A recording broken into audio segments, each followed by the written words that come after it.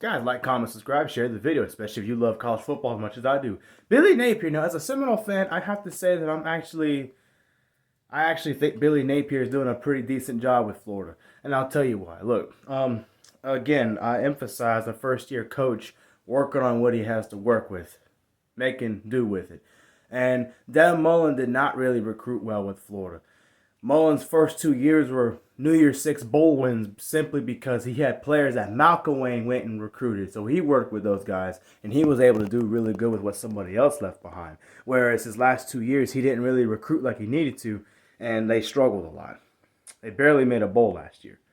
But again, with Napier, he's having to work with that, you know, and he does have a good quarterback with Anthony Richardson, who I think is getting better weekly. Next year, I think he's going to be even better because now he's going to have coaching stability. A head coach that's going to be there next year that already knows him. He's going to develop him even more, and I think that Napier is actually recruiting pretty good. He's got a lot of blue chips wanting to go to Florida to play for him, so that's a really good sign. The fact that when Florida got beat by Georgia the way they did, when Georgia pulled away from them, they come back and they say, okay, they have two choices. We can either quit like we usually do because of our coach with Mullen, or we can say, you know what, we can still make a bowl game. We can still finish the season on a high note and build momentum for next year. Clearly, the Florida Gators made a really good choice with that.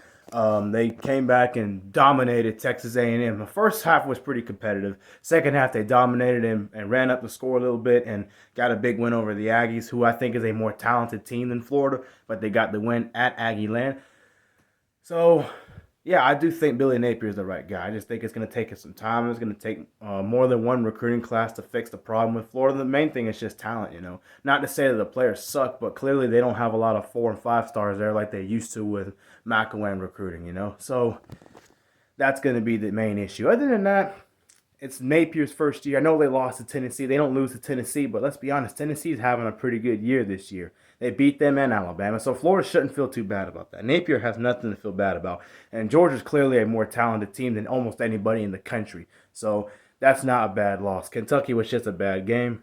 LSU, you see what LSU's doing now. They're in the top 10. They could make it not only to the playoffs, but the SEC championship. So, and they're a very talented team. So I think Florida only has nowhere to go but up. And as a Seminole fan, I'll admit, I think Napier is doing a really good job.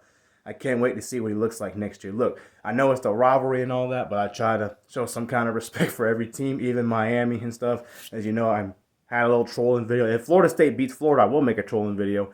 But I try to keep injuries separate because that's not something to laugh about.